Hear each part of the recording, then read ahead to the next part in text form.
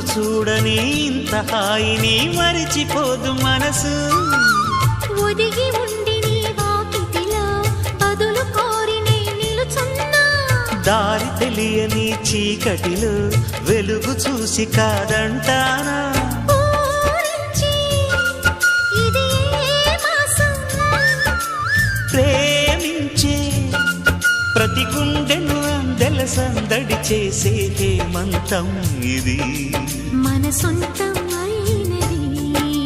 కిలకిల నవ్వే కోయిల కోసం వచ్చింది మధుమాసం.